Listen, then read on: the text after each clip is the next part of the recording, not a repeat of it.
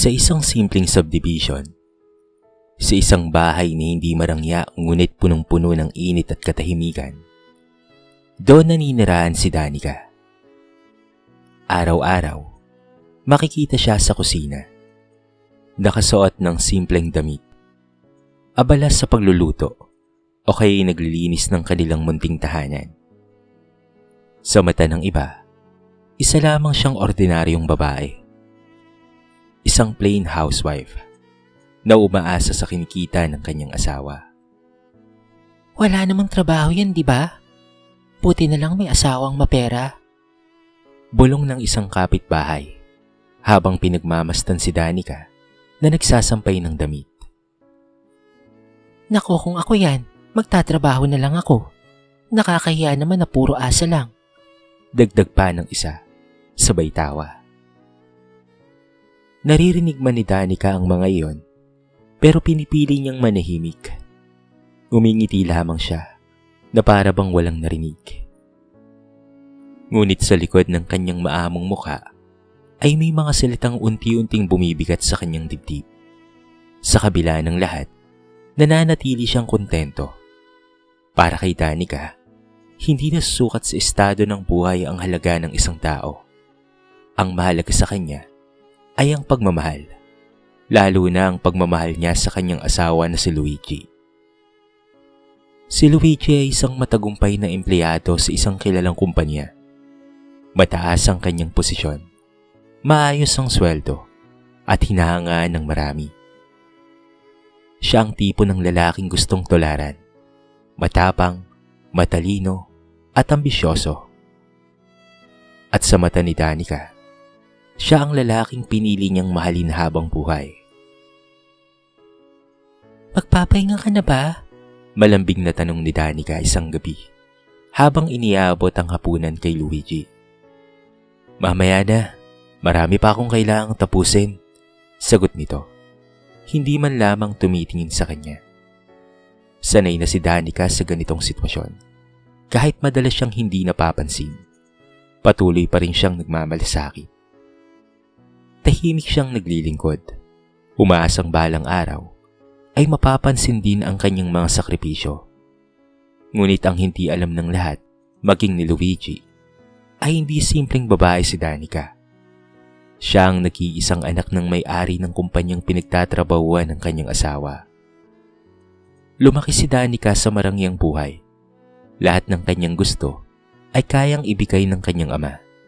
Ngunit sa kabila ng kayamanan, may isang bagay siyang hinanap, isang pagmamahal na totoo, hindi dahil sa kanyang estado sa buhay.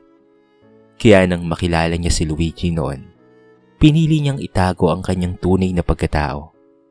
Ipinakilala niya ang sarili bilang isang simpleng babae. Gusto niyang maranasan kung papaanong mahalin ng walang halong pagtingin sa yaman. At naniwala siya na yun nga ang natagpuan niya. Sa bawat lutong hinahanda niya, sa bawat ngiting ibinibigay, at sa bawat sakripisyong ginagawa, yun ang paraan niya ng pagmamahal. Hindi niya kailanman ipinagmalaki ang kanyang pinagmulan. Hindi niya ginamit ang kanyang kayamanan upang makuha ang respeto ng iba. Pinili niyang maging simple.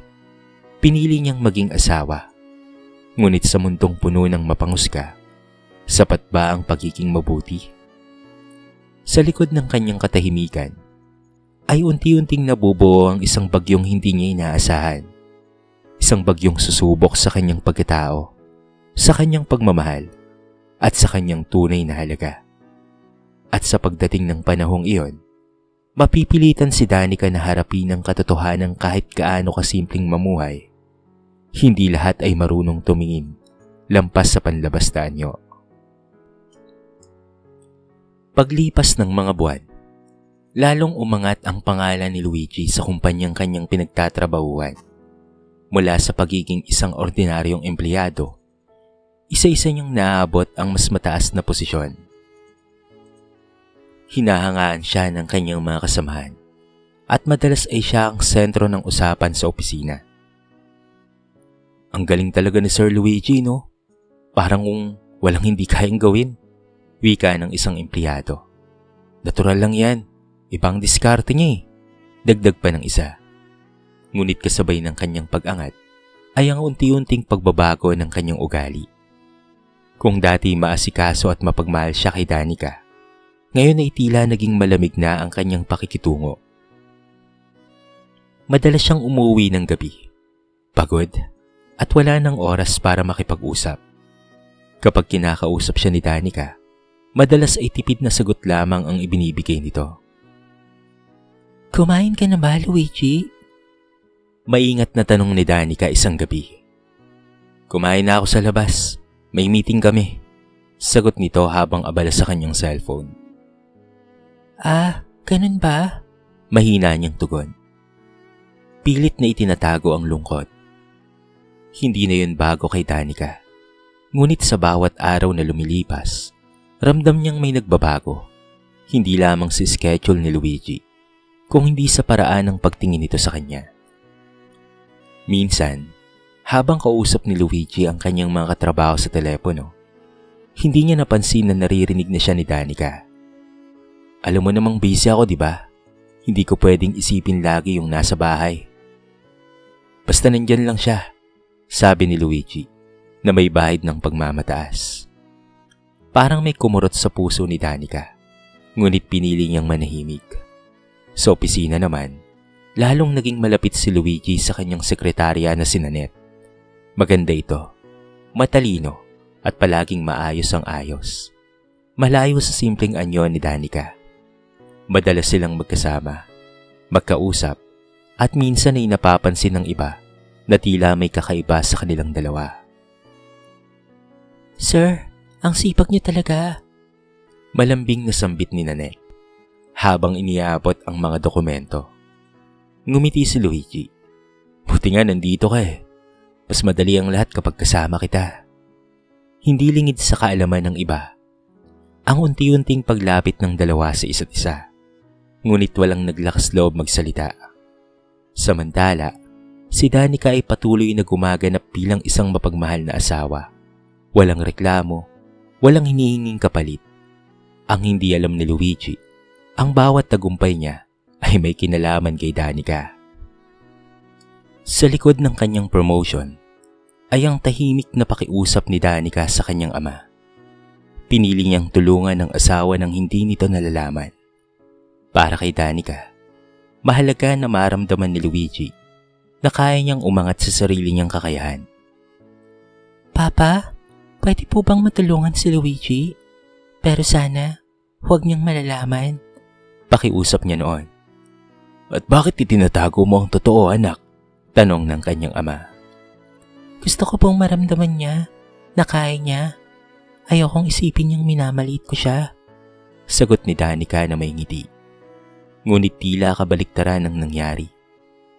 Sa halip na maging mapagpakumbaba, lalong naging mayabang si Luigi. Sa halip na pahalagahan ng kanyang asawa, lalo niya itong hindi pinapansin. At si Danica, patuloy pa ring umaasa. Umaasang ang lalaking minahal niya ay pabalik sa dati. Umaasang ang pagmamahal na ibinigay niya ay hindi masasayang. Ngunit sa likod ng mga ngiting iyon ay isang katotohanang unti-unti nang lumalabas. Isang katotohanang maaaring sumira sa lahat ng kanyang pinangahawakan. At hindi na magtatagal, haharap si Danica sa isang pagsubok na magpapabago sa kanyang buhay magpakailanman. Maagang nagising si Danica ng araw na yon. May kakaibang saya sa kanyang puso habang tahimik siyang naghahanda sa kusina. Maingat niyang iniluto ang mga paboritong ulam ni Luigi. Ang adobong manok na gustong-gusto nito at ang paborito nitong gulay na madalas niyang ipagluto tuwing may espesyal na okasyon. Hindi yun basta pangkaraniwang araw. Anniversary nila. Siguro matutuwa siya, bulong ni Danica sa sarili habang inaayos ang lunchbox. Kahit alam niyang magiging abala na naman si Luigi, umaasa pa rin siyang kahit saglit ay mapapangiti niya ito. Matapos mag-ayos, sinuot niya ang kanyang simpleng bestida at pati na rin sandalyas.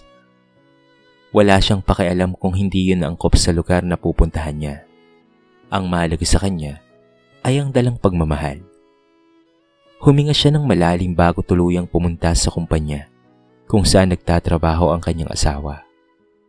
Pagpasok pa lamang niya sa labi ng napakalaking gusali, agad siyang napansin ng mga tao. Nakasuot ang karamihan ng mamahaling damit, nakaporma, naka-heels at naka-coat pa. Samantalang siya, simpleng-simple lamang. Sino yung babaeng yon? Bulong ng isa.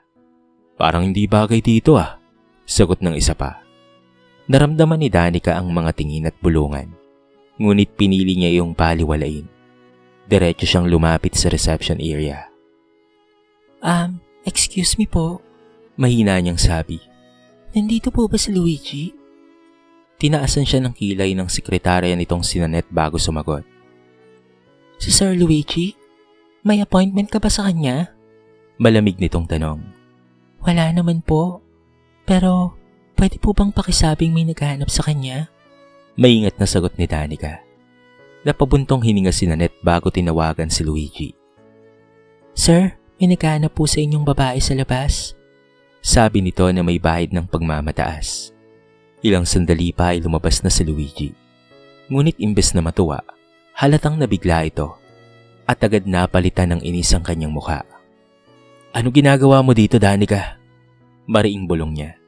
At bakit ganyan ang suot mo? Napayuko si Danica. Anniversary natin ngayon. Dinalan kita ng pagkain. Hindi pa siya tapos magsalita, ay agad siyang pinutol ni Luigi. Hindi mo ba alam na mataas ang katungkulan ko dito? Singhal nito. Tapos makikita ka nila na ganyan ang itsura mo. Nakakahiya ka. Umuwi ka na. Parang tumigil ang mundo ni Danica sa mga salitang iyon. Napatingin siya sa mga taong nakapaligid sa kanila. Ang ilan ay nakangisi. Ang iba'y nagpupulungan. Pasensya na. Mahina niyang sabi. Pilit na pinipigilan ng luha. Ngunit hindi pa roon natapos ang sakit. Habang siya'y tumatalikod at naglalakad papalayo, narinig niya ang sinabi ni Luigi sa mga kasama nito. Hindi ko asawa yan. Katulong lang namin yon. Napag-utusan lang ng misis ko. Parang may sumaksak sa puso ni Danica. Hindi niya na napigilan ang pagluha. Mabilis siyang naglakad papalabas ng gusali. Gusaling hindi alam ng lahat na siya mismo ang may-ari. Sa bawat hakbang niya, kasabay ang pagwasak ng kanyang puso. Ang lalaking minahal niya, pinili niyang pagsilbihan at ipaglaban. Ang mismong lalaking iyon ang unang nagparamdam sa kanya ng matinding kahihiyan. Sa labas ng gusali, huminto siya sandali. Mahigpit niyang hinawakan ng lunchbox na hindi man lamang nabuksan. Unti-unti niyang naramdaman ang bigat ng katotohanan. Hindi pala sapat ang pagmamahal kung wala itong kasamang respeto. At sa araw na yon, sa gitna ng kanyang katahimikan, may isang bagay na tuluyang nabasag sa puso ni Danica. Isang bagay na hindi kailanman may babalik sa dati. Tahimik ang buong bahay ng gabing iyon. Nakaupo si Danica sa gilid ng kama. Hawak pa rin ang lunchbox na kanina'y puno ng pag-asa. Ngunit ngayon tila simbolo na lamang ng kanyang pagkadurog. Hindi pa rin siya makapaniwala sa mga narinig. Sa mga salitang binitawan ng taong pinakamamahal niya. Hindi siya umiyak ng malakas. Walang sigaw, walang drama. Ngunit ang katahimikan niya ay mas mabigat pa kaysa sa anumang luha. Samantala, sa kabilang panig ng lungsod, isang matandang lalaki ang galit na galit habang hawak ang kanyang telepono. Sigurado ka ba sa lahat ng ito? Madiin itong tanong. Opo, Dan Fabian. Matagal na po naming sinusubaybayan si Sir Luigi at pati na rin po si Ma'am Danica. Sagot ng kausap sa kabilang linya. Isa-isang ipinadala ang mga litrato at video. Mga ebidensya ng pagtataksil ni Luigi. Naroon ang mga tagpong magkasama ito at si Nanette, ang kanyang sekretarya. Hindi bilang magkaopisina, kung hindi bilang magkasintahan. Nanlaki ang mga mata ni Don Fabian. Kumulo ang dugo niya sa galit. Ang kapal ng mukha ng lalaking yan! Mariin niyang sambit. Pinili ng anak ko ang mamuhay ng simple para sa kanya. At ito lang ang igaganti niya. Hindi alam ni Danica na matagal nang may mga taong nagmamasid sa kanilang mag-asawa. Mga tauhan ng kanyang ama na lihim na nagbabantay upang masiguradong maayos ang kalagayan niya. At sa pagbabantay na yon, napunyag ang lahat ng lihim. Hindi lamang ang pambabastos ni Luigi sa kanya, kung hindi pati na rin ang pagtataksil nito. Kinabukasan, tumalaw si Don Fabian sa bahay ni Danica. Pagpasok pa lamang niya, agad niyang nakita ang anak na nakaupo sa sala, tahimik at tila nawala ng sigla. "Anak!" mahina niyang tawag. Pagtingin ni Danica sa kanyang ama, hindi niya na napigilan pa ang kanyang luha. Tumakbo siya at yumakap dito, parang batang humahanap ng kalinga. Papa, Nanginginig ang boses niya. hindi ko na po alam ang gagawin ko. Baikpit siyang niyakap ni Don Fabian. Ramdam niya ang sakit ng kanyang anak. Isang sakit na hindi niya kayang baliwalain na lamang. "Anak, bakit mo hinayaang umabot sa ganito?" tanong niya. May halong lungkot at galit.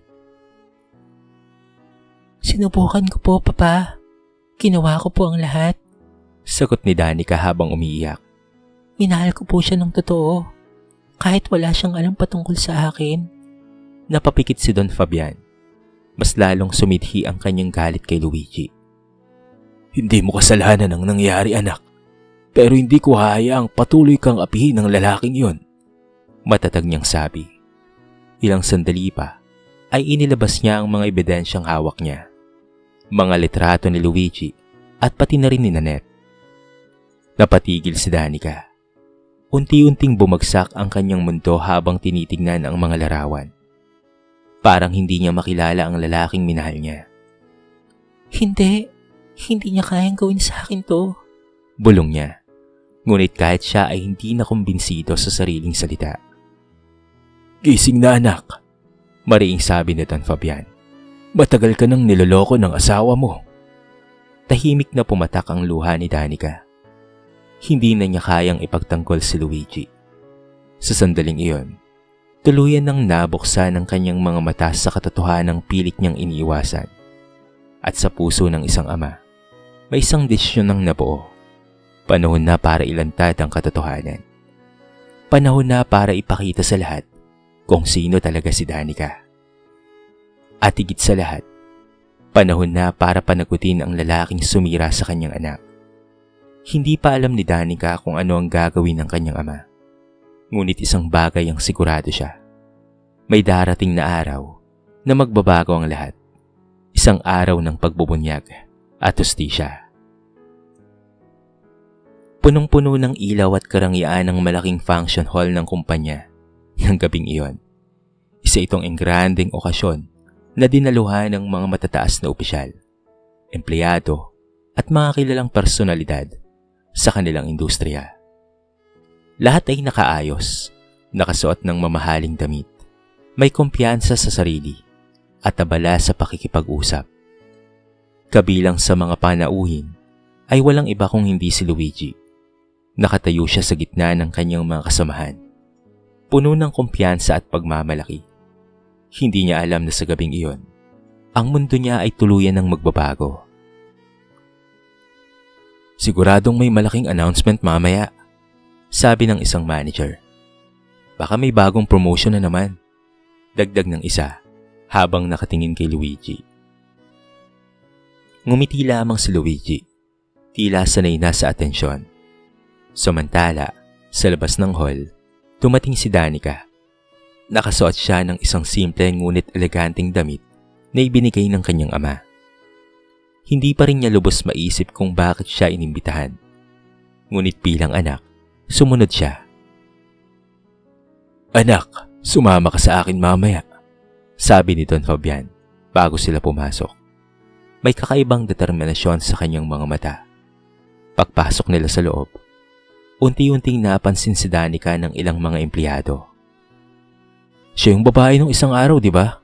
bulong ng isa. Yung napahiya sa labi? Sagot ng isa pa. Ngunit hindi pinansin ni Danica ang mga iyon. Tahimik siyang sumunod sa kanyang ama. Ilang sandali pa, umakyat si Don Fabian sa entablado. agad na tumahimik ang buong lugar. Magandang gabi sa inyong lahat. Panimula niya. Matatag ang boses.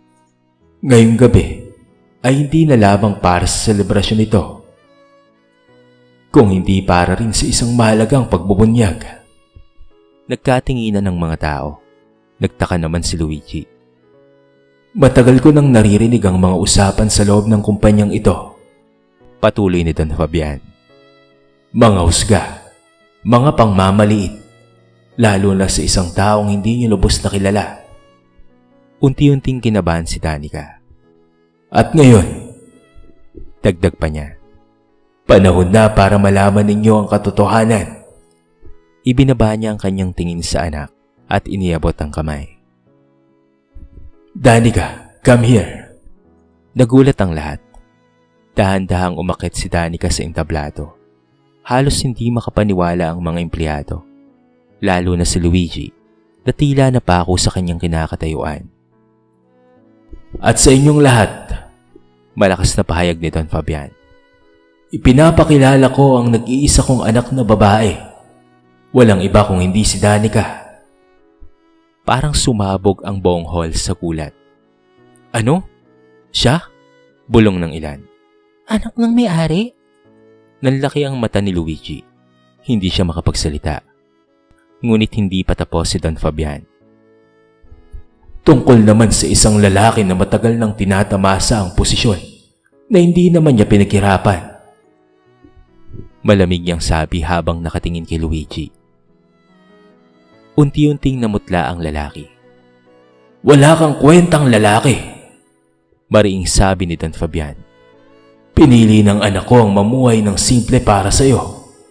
Ibinigay niya sa iyo ang posisyong dapat sana ay sa kanya, para hindi ka magmukhang inutil. Tahimik ang buong paligid. Pinili niyang itago ang tunay niyang pagkatao, para hindi mo maramdaman na minamaliit ka.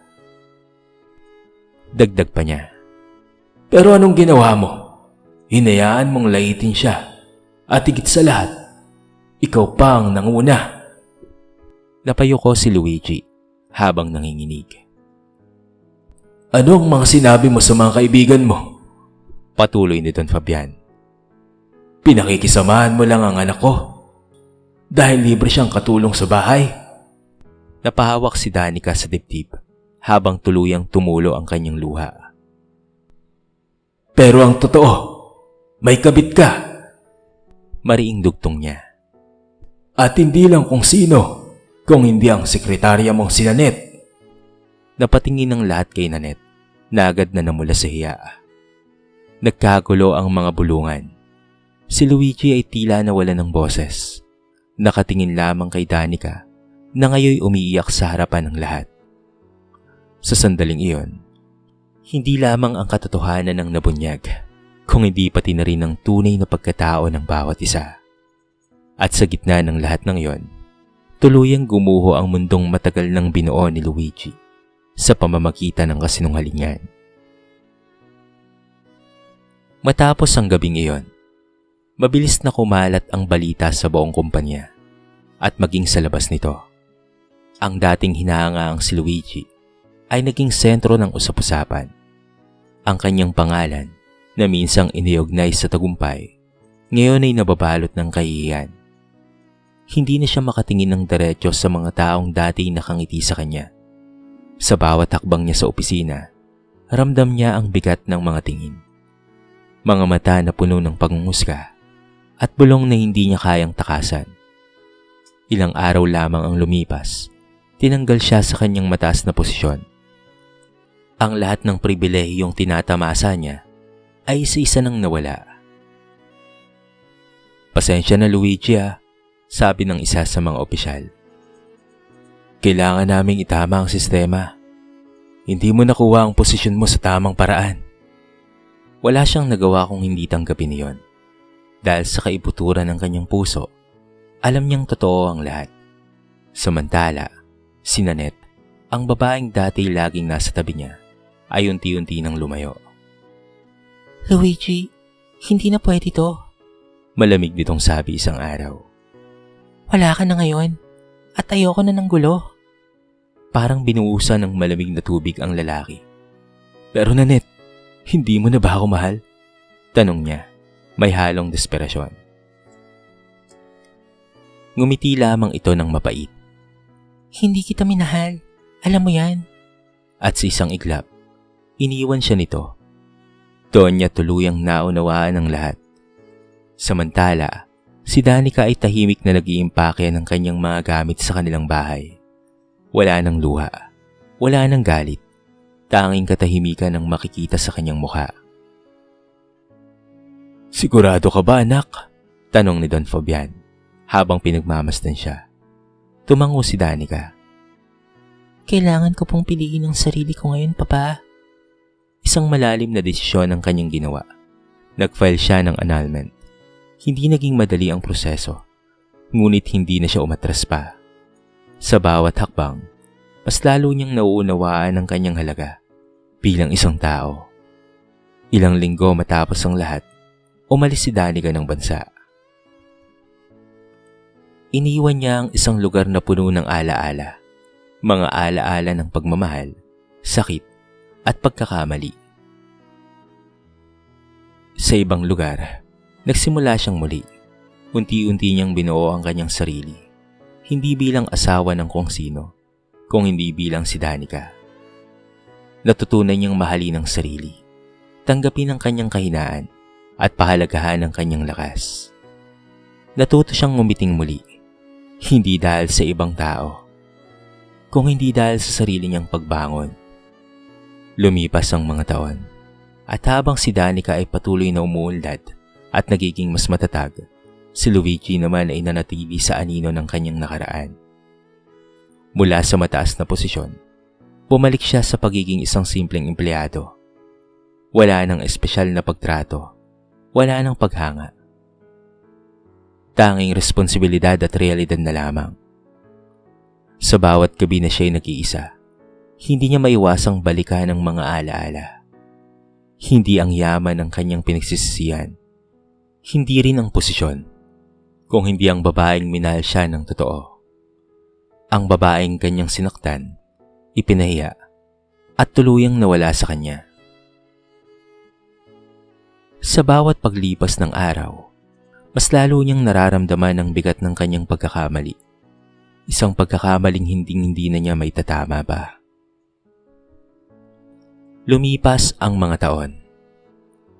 Sa isang tahimik ngunit eleganting lungsod sa ibang bansa, isang bagong Danica ang makikitang naglalakad sa gilid ng kalsada. Nakasuot ng maayos, may kumpiyansa sa sarili, at may ngiting nagmumula sa tunay na kaligayahan. Hindi na siya ang babaeng tahimik na umiiyak sa isang sulok. Hindi na siya ang babaeng umaasa sa pagmamahal ng iba para maramdaman ang kanyang halaga. Ngayon, kilala na niya ang sarili niya. Sa loob ng 5 taon, dahan-dahan niyang binuo ang sarili. Hindi lamang bilang anak ng isang makapangyarihang tao, kung hindi bilang isang babaeng may sariling lakas at pati na rin kakayahan. Natutunan niyang tumayo sa sariling paa, gumawa ng sariling desisyon, at higit sa lahat, mahalin ang sarili. Nag-aral siyang muli, nagtrabaho sa sariling sikap, at unti-unting pinatunayan sa sarili na kaya niyang maging buo kahit mag-isa lamang siya. At sa panahong hindi na niya hinahanap ang pagmamahal, doon ito dumating. Nakilala niya si Adrian. Isang lalaking simple ngunit totoo. Walang yabang, walang pagpapanggap. Hindi nito nakita si Danica bilang anak ng may-ari ng isang kumpanya, kung hindi bilang isang babaeng may kontento, may sugat, at may lakas ng loob na magpatuloy. Hindi mo kailangang magpanggap sa akin, minsang sabi ni Adrian, habang magsama silang naglalakad sa parke. Ngumiti si Danica. Hindi na rin naman ako marunong magpanggap ngayon. Sa piling nito, naramdaman ni Danica ang isang uri ng pagmamahal na matagal na niyang hinahanap. Ang pagmamahal na may respeto, pag-unawa, at pagtanggap. Hindi madali ang lahat. Pinili muna nilang kilalanin muna ang isa't isa. Bumuo ng pundasyon na hindi kayang sirain ng kahit na anong pagsubok. At sa pagkakataong ito, sigurado na si Danica. Ito na ang pagmamahal na hindi niya kailangang ipaglaban ng mag-isa. Samantala, sa Pilipinas naman, tahimik na namumuhay si Luigi. Isang simpleng empleyado na lamang siya ngayon, malayo sa dating posisyon at estado sa buhay na kanyang tinatamasa noon. Wala nang nakakakilala sa kanya bilang isang taong kahanga-hanga, kung hindi bilang isang taong nagkamali. Sa bawat araw na dumaraan, dala-dala niya ang alaala ni Danica. Hindi ang kanyang yaman, hindi ang kanyang pinagmulan, kung hindi ang kabutihang ipinakita nito sa kanya. Ang pagmamahal na hindi niya pinahahalagahan. Minsan, naupo siya sa isang bangko. Hawak ang lumang litrato nilang dalawa. Tahimik siyang napangiti. Ngunit kasabay nito ay ang lungkot na hindi na nawawala. Kung may babalik ko lang sana, bulong niya. Ngunit alam niyang huli na ang lahat. Dahil ang babaeng minsang nagmahal sa kanya ng buong puso ay natutunan ng mahalin ang sarili at pinili ng maging masaya nang wala siya. Sa dulo, napagtanto ni Luigi ang isang bagay na hindi magbabago. Hindi kayamanan, hindi posisyon, at hindi impluwensya ang tunay na mahalaga. Kung hindi ang taong nagmamahal sa iyo kahit wala ka, at ang respeto na dapat mong ibigay bago pa ito tuluyang mawala. At si Danica, natutunan na niya ang kanyang tunay na halaga. At sa wakas, natagpuan na rin niya ang pag-ibig na talaga namang para sa kanya. Paglipas ng panahon, ang kwento ni Danica at Luigi ay naging isang paalala, hindi lamang sa mga taong nakakakilala sa kanila, kung hindi sa lahat ng nakarinig ng kanilang pinagdaanan. Si Danica ay patuloy na namuhay ng may dignidad at kapayapaan.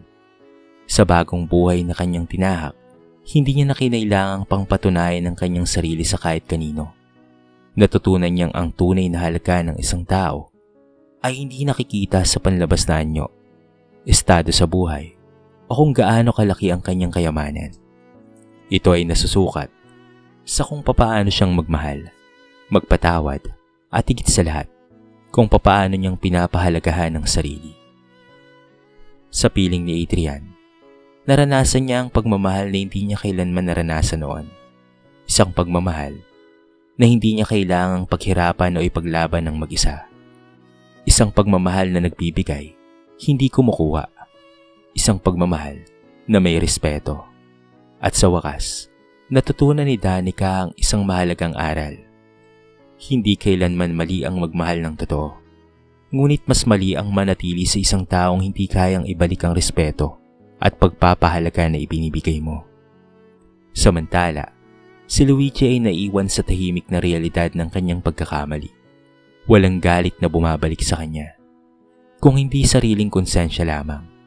Araw-araw niyang dala ang alaala ng babaeng minsang naniwala sa kanya, nagtiwala at nagmahal ng buong puso.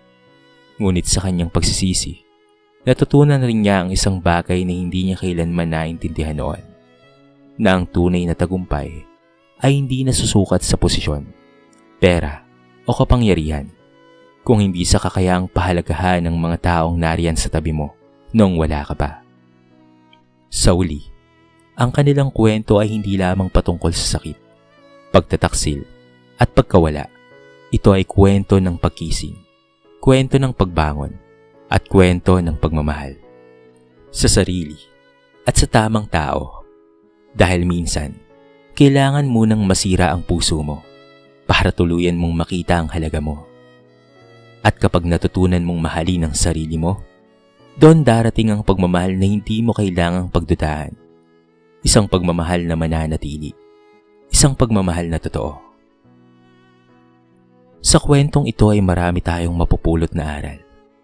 Isa na nga riyan, na huwag mong hayaang malitin ka ng iba, lalo na ng taong mahal mo. Ang tunay na pagmamahal ay may kasamang respeto. Kilalanin at mahalin mo ang sarili mo. Dahil kapag alam mo ang halaga mo, hindi ka mananatili sa taong hindi ka pinahalagahan. Dito na po nagtatapos ang ating maiksing kwento sa araw na ito. Sana po ay nagustuhan nyo. At sana po ay kinapulutan nyo ng maraming aral. Kayo mga kabarangay, ano po ang masasabi nyo sa ating kwento? I-comment nyo naman po sa baba ang inyong mga reaksyon at babasahin natin ang lahat ng yan. I-comment nyo na rin kung taga saan kayo para naman malaman ko kung hanggang saan nakaabot ang video na ito. Paki-like and share na rin po ang ating kwento para mapakinggan rin ng iba. At kung bago ka pa lamang sa ating channel, baka naman pwedeng pakihit ang subscribe button at bell notification button para palagi kang updated sa mga bago nating upload na katulad nito. So paano mga kabarangay? Hanggang sa muli. Thank you so much and peace out.